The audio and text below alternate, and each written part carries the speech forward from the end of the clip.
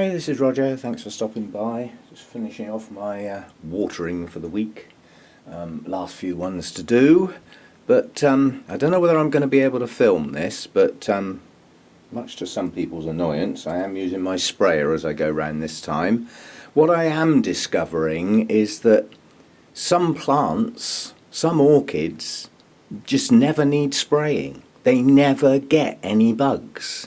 Now, it must be something along the lines that they just taste horrible. That's the only thing I can think of. And I'm sure that's half of what these sprays do. They just make things taste horrible, so they move somewhere else. But I'm going to try and film this because this is difficult. Now, if you look at the underside of that leaf has had something on it. That was there when I got it. But what we have now is, let me just see if I can get this leaf to stay bent just for a minute without kinking the whole thing. What we have now is, if the camera can pick it up, is some little tiny white dots, and I'm going to try and film through the magnifying glass. The trouble is you get reflections. No, I don't think I can do it. You might be able to see something, but I don't know what those white dots are. I can't see them moving, but they have all the hallmarks of one of the types of spider mites. There are two types, and the nickname is usually red spider mite, which is a bit of a giveaway because one of them is an orangey red. And if you run your finger over an area where they are, you will get a red stain on your finger. No red stain on my finger. But there is another type of spider mite that isn't red, and that might be what those are. But whatever they are, they shouldn't be there. So that plant needs a spray. As I say, I don't know whether that's come out on the film. I'll find out when I get it on the computer. But if it does, you know, it's like I said, anything that looks odd on your plants, have a close look. I mean, some people have got microscopes and all stuff like that. I haven't. I've got a magnifying glass, which for me is plenty good enough, because normally when I've got two hands, I can actually hold the bit I'm looking at still and hold the magnifying glass in the other hand and get me in a place that stops the reflection on the glass, and I can use it. I'm happy with it. But anyway, if I come across anything else as I'm going round, I'll let you know. Okay, the only thing of note on that shelf, apart from trying to film white dots on the back of a leaf with when I need three hands, is the buds on this are pushing up nicely. I'll put a pop-up of this because the blooms are really nice. The plant is awful, and it's one of those where the decision on whether I actually keep that will be made after that blooms. There's no way I'm getting rid of a plant that's got buds. That's just silly. Even if it does spoil the look of the Growroom with its tattiness. But yeah, they're pushing on. They're coming on nicely. They're back. And you see that pseudo bulb in there with the little loop round it. Those are adult scale. Yep, and if you look under here, those are the crawlers about to become adults, lay eggs and produce more of the little tykes. Few there too, so that plant, I thought I'd film this. This is a tease, but lions, tigers and bears, oh my. A few days time I'll film it again, and another lot of buds coming behind here. But unfortunately, buds or no buds, it's still going to have to be sprayed today. I'm not having scale destroying my plants. Oh hello, it's decided to rain. How quaint. What a change. We haven't had any rain for such a long time. I'm really looking forward to it. And the buds on that, I don't even need to get in close. But they're a way off blooming yet. They're not huge blooms as cattleyas go, but the sheer numbers of those are going to make up for their size. That's going to be quite a show, that one. Come on! I've been asked a couple of times about gadgets and setup and stuff. So I'm going to add it on the end here, so that those who aren't interested can shut down now. Those that are can carry on to the end. And in future, I think if anybody asks about gadgets, I'm just going to refer them back to this one. So I'm going to do it thoroughly.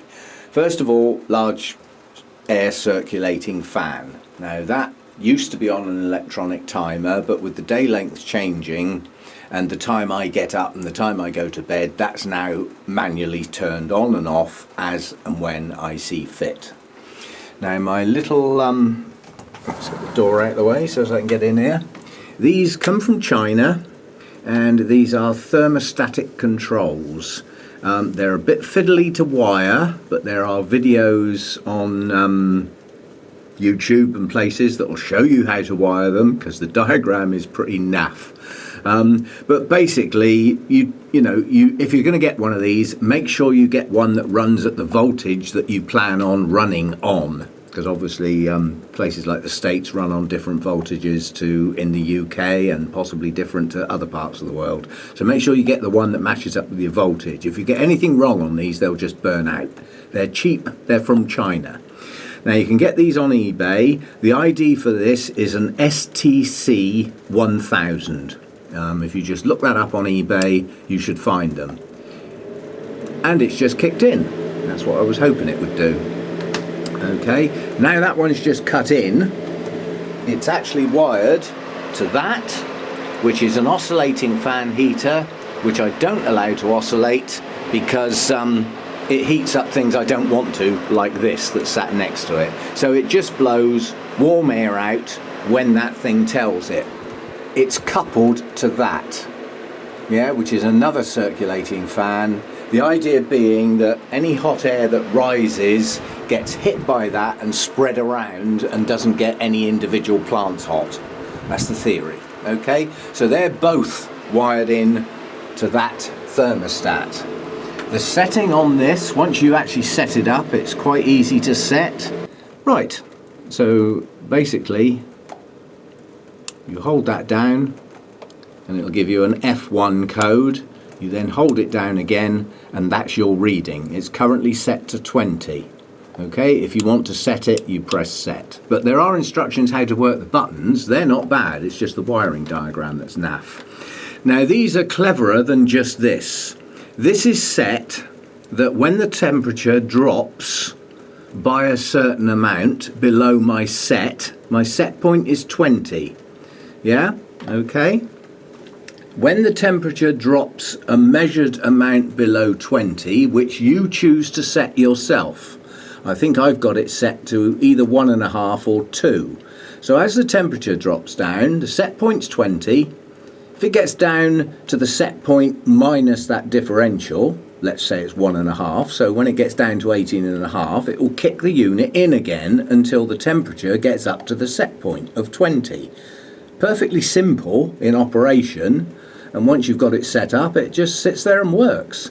I manually amend that set point. I've taken it up to 20 today simply because I've got a hell of a lot of water all over the place and I want to try and dry out a bit in here. It's where I've been watering and spraying, so I've got far too much humidity in here at the moment. I just want to dry it off a bit and raise the temperature up a bit while doing it. So that's that. I've got that one. I have another one over here.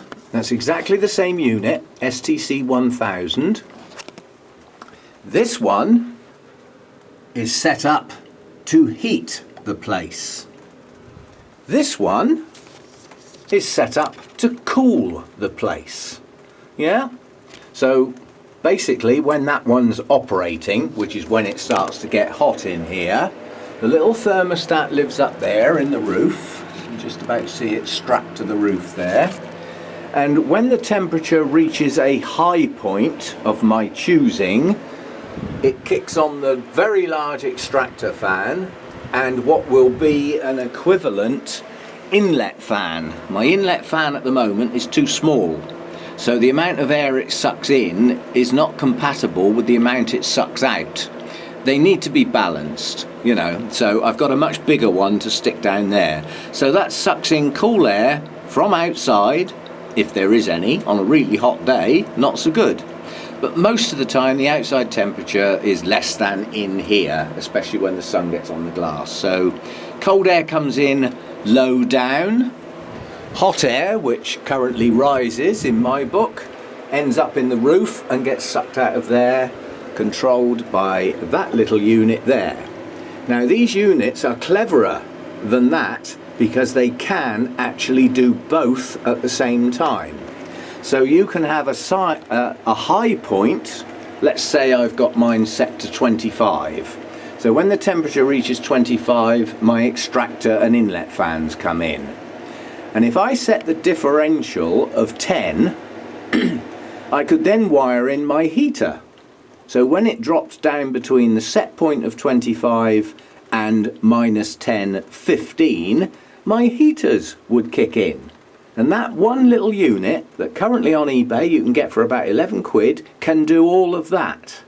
Why do I run 2 units then? It has a maximum current throughput. And quite honestly, you start chucking in electric motors and fans and heating units, you're just going to overload it. So I've got 2 separate ones. Just to be safe. We don't want any fires or anything, do we? Okay, other gadgets. That black thing up there is a 12 volt adapter. So all that does is take my 240 volts down to 12 volts. That's basically all it does. And on the end of that 12 volt thing used to be a plug that went into a phone, I think, or something like that. I cut the plug off and connected up my little PC fans that, it's because I've been playing with my speakers on the computer. I've got 6 of these wired up at the moment. That allows a throughput of 3 amps. These are 0.3, so I can run a lot more of these before I start overloading that. So I'm well within my boundaries. And I've got 6 of these little, they're 6-inch computer cooling fans, and they run off 12 volts. And once that adapter takes the current from 240 down to 12 volts, quite honestly, if I get hold of the end of the wires, I really don't care. It's only like touching the end of a 12 volt battery. It's not a big deal. So I don't worry about the wires for those. I just join them all up together. There's one up there, there's one there. Well, actually, I've got 4, not 6. It's because I've got 2 more coming soon. There's another one here and another one down in under there. They're all wired up to that one adapter. And as I said, that takes my mains current down to 12 volts. And quite honestly, I could run a dozen of those off of that one thing and it wouldn't overload it. So that's that. Now we move on to humidity. Again, I've got another little gadget here which looks very much like those thermostats, but it's not. This is a humidistat. And this is a, what the hell is it called? I've forgotten. I did write it down. There it is. This is a WH8040. Now at the moment on eBay I can only see these in China, so you'd have to wait a bit. But I've ordered 2 of them in all my years, both from China, and they took about 2.5 weeks to arrive in the UK. Well, so what? As long as they arrive, that's the important thing. Now this one's clever as well because you can have a humidifier and a dehumidifier wired up to the same unit. I don't need to dehumidify in here, I only need to humidify, so I've only got the one. But it will do both on the same principle. You have a set point, yeah? If the humidity goes above that set point, your dehumidifier will kick in. If, however, it drops below the set point and the differential that you choose, yeah, your humidifier will kick in. But basically, I only use it to humidify. So this reading of HHH on here is because the actual sensor is not very accurate. That basically says the humidity in here is so high that I can't measure it, which is cobblers. Humidity in here is currently probably about 80%, something like that. 75 to 80% a reasonable relative humidity in here at the moment with all that water on the floor. So basically, as the humidity drops, it'll start giving numbers on here. You know, you see it come down 98, 97, 96. And when it gets down to my set point, yeah, minus my differential, so say I had it set to 90 with a differential of 5, when it gets down to 85, my humidifiers will kick on. When it gets back up to 90, they turn off again. So again, fiddly to wire, but there's videos on YouTube. There's a very nice one. I think the guy's possibly Swedish or something like that, and he does a really good wiring job, and he makes it sound like you're almost an idiot for not knowing how to do it, but they're not as easy as it sounds. That is wired up to this humidifier, and I have a pair of them. The other one's not in here at the moment. I don't need that much humidity. So that's the gadgets basically. These are, I call them foggers. They are ordinary room humidifiers, and boy do they need a clean up. The other one has been cleaned, but that'll come back in later. I just wire the two together basically, just put them into cable connectors and wire them up to the back of the unit. But these hold 3.5 litres of water, and in the warm weather in the summer there's 2 of them, and I'll need to fill them every single day. When the sun's out and it's warm in here, that's 7 litres of water chucked out into my atmosphere in what is almost a closed space. But when it's warm, that sucks the air out and takes the humidity with it. It's a balancing act. Anyway, that's my gadgets. As I say, these the STC 1000s are great little units. I haven't had one of these go wrong yet, and they're quite accurate. Their measurement of temperature is accurate to within 1 or 2 degrees, and they're about 11 quid on eBay at the moment, and that's not bad. Oh, it's just kicked in again. Yeah, see, that kicked in at because it dropped below the amount that I want to keep it at. So now it's going to fire up the heater and that one to distribute the heat until I reach 20, in which case it will cut out again. I'm only doing that today. I wouldn't normally have them on during the day. That leaves this little unit. What's that, I hear you ask? It's an ionizer. Okay, it's an air cleaner and ionizer. You'll need to do your own homework if you want to find out why I've got one of these. There's quite a lot of science there. This is not old science, this is quite new. And this goes back to, why do people feel good around moving water? You know, why do you feel good at the seaside? Why do you feel good near nice rocky streams bubbling down the mountainside? Why do you feel good near waterfalls? And recently, I mean quite recently, people have tried to work out why. And it's geared up to moving water generates negative ions. And most of the nasties in the air that we don't want to be breathing in, and stuff like pathogens and, you know, mold spores, all the things that are airborne that are not good for us, these negative ions latch onto, and they make them too heavy to fly, so they sink down to the ground, where they're relatively harmless. And that's what this little unit's doing. Quietly. I sit it in front of the circulating fan to make sure the little negative ions that it produces are distributed around the grow room. And do I get moulds? Do I get rots? The answer's no, I don't. And with the humidity as high as I keep it, I should do. The only reason I don't is that. It is as simple as that. Now, this wasn't a cheap unit. You can pay a lot of money for some of these. You can pay a couple of £100. But this was about, I think this was just under £40, and it's quite a basic unit. It's got 2 power settings. See if I can do this with one hand. I have to hold it with my knee. Come on, open. Gotcha. Basically, all it is a little unit like that. Now, that's made of a certain type of metal that when a high electrical charge is passed over it, it gives off these negative ions. I don't need to understand how, I just need to know that it does what it does. That needs a clean every now and again. Very minimal maintenance. It's got a little mechanical air filter in the top, just a little bit of sponge, and also in there, which I can never show because that little UV light, for safety reasons, only comes on when the lid's shut. Yeah, so I can't ever show it working. So I'm having to hold this because it's in front of the fan. Let me move it. Okay, so that's that little unit, and it quietly sits there going about its business. And I did a lot of work and a lot of reading and actually thought that it's got to be worth a try. So I got one. And I can't say that that is definitely doing any good. I know it's not doing any harm. I can't definitely say it's doing any good.